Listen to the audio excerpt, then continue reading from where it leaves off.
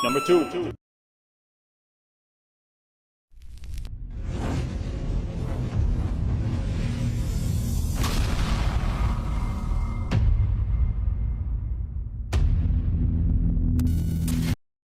In my last video in the series, I mentioned that I could expound further on IQ, EQ, and SQ, but found it to be an exercise in futility. Well, time to get out those sweatbands and Richard Simmons tapes. Futility, here we come. Hey, come dance with me! Come dance with me! Come on! Can you come dance too? But don't forget your SQ. You ever heard of that? SQ is very real and taken seriously by top physicists, Harvard physicists even. Of course. SQ is very real and taken seriously by top physicists, except he just means this guy. What is a physicist and what do they study, I wonder? Well, a physicist is a scientist who specializes in the field of physics, which encompasses the interactions of matter and energy at all length and time scales in the physical universe. That's interesting. I wonder why one would take the word of one physicist that, by the way, most others don't agree with. SQ, short for spiritual quotient, is a term used by philosophers, psychologists, and developmental theorists to indicate parallels with IQ, intelligent quotient, and EQ, emotional quotient. It is the sum of it. It doesn't mean that there is a spiritual aspect to reality. It's a poorly used label because the word carries a lot of baggage that allows pseudo-intellectuals like Jamin here to sneak it into the conversation. What's worse is he's wrong in his attribution because he's confusing emotional quotient with SQ. I used this graphic to demonstrate that last time. Since I'd rather take my truck to a mechanic and my toilet to a plumber, let's look at what a neuroscientist has to say about the left and right hemispheres in the brain. What about the idea that people are more right-brained and others more left-brained? Or that there's a distinctive analytic verbal style of thinking associated with the left hemisphere of the brain and a more holistic creative style associated with the right? Are these scientific facts or cultural fictions?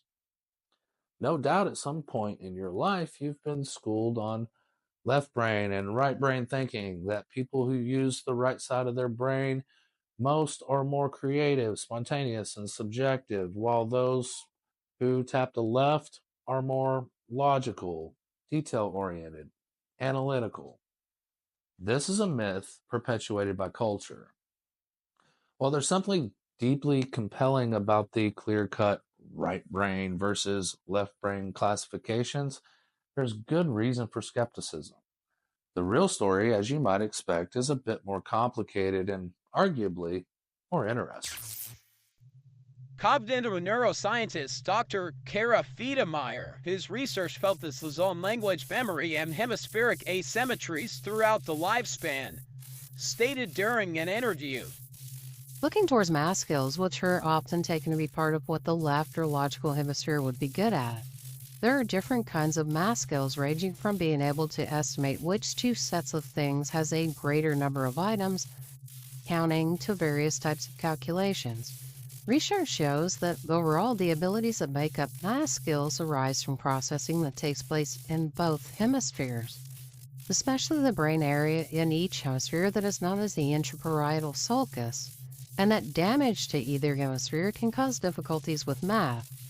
A left hemisphere advantage for math is mostly seen for tasks like counting and reciting multiplication tables, which rely heavily on memorized verbal information. And there are right hemispheric advantages on some math-related tasks as well, especially estimating the quantity of a set of objects. This kind of pattern, in which both hemispheres of the brain make critical contributions, holds for most types of cognitive skills. It takes two hemispheres to be logical or to be creative. Would that answer the claim that one side of the brain is emotional, though? Dr. Kaisa Hartikainen states that both hemispheres of the brain contribute to most emotional and cognitive processes, but some studies suggest that the left hemisphere is more involved with positive emotions, while the right hemisphere is more involved with negative emotions.